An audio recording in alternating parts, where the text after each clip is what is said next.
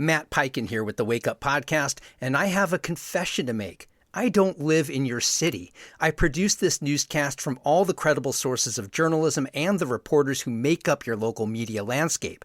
I try to get the names of people and places right, but once in a while I'll mispronounce something. So I want you to set me straight so I don't repeat the mistake. If you hear anything amiss or just want to send feedback on the show, email me at editor@wakeupthenews.org.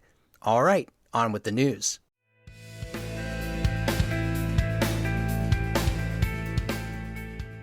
Wake up, Pittsburgh. I'm Matt Peiken. Thanks so much for closing out your week with me. Here's your local newscast for Friday the 13th.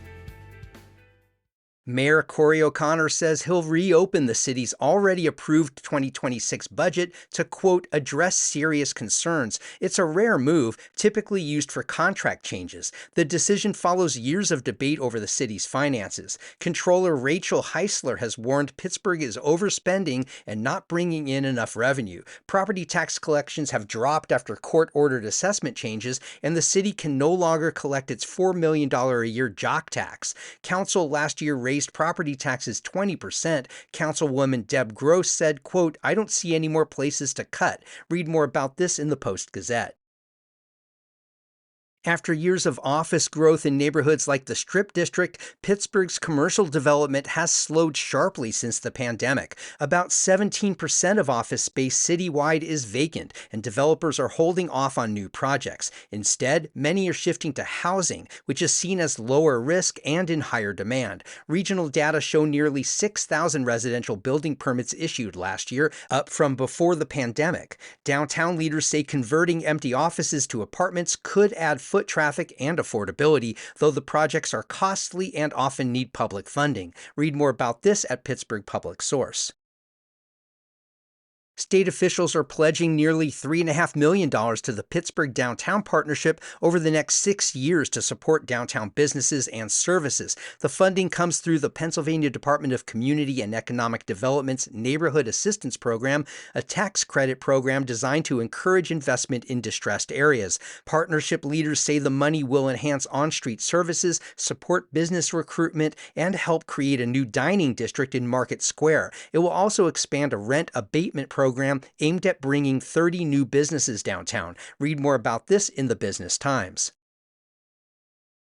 In an opinion piece for the Washington Post, reporter Selena Zito of the Washington Examiner writes that Pittsburgh's political shift could offer lessons for Democrats nationwide. She says voters elected Mayor O'Connor after years of frustration with progressive leaders they felt neglected basic services. A bridge collapse, aging snowplows, and a struggling downtown underscored those concerns. Duquesne law professor Joe Sabino Mystic says, quote, you can't skip the delivery of basic services.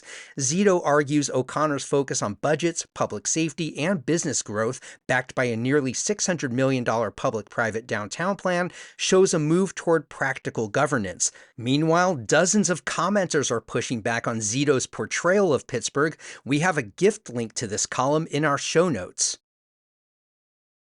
And after years of stalled plans, Pittsburgh officials are moving ahead with new housing proposals for the Lower Hill District. The Urban Redevelopment Authority will open public comment on plans that include a 140-unit apartment complex with half the units designated affordable and a broader request for proposals covering another 7 acres. The push follows the expiration of the Penguins development rights to the 28-acre former Civic Arena site. Officials also want all future property tax revenue from the site reinvested locally. Some residents remain cautious after past delays. Read more about this in the Post-Gazette. Our free newsletter is a quick local news digest, essentially this newscast in written form. Subscribe at wakeuppit, that's pit.transistor.fm. You can also find us on Facebook and Instagram at wakeuppit, and please share this podcast with your friends who care about this city. I'm Matt Peiken. Thanks so much for starting your weekdays with Wake Up Pittsburgh.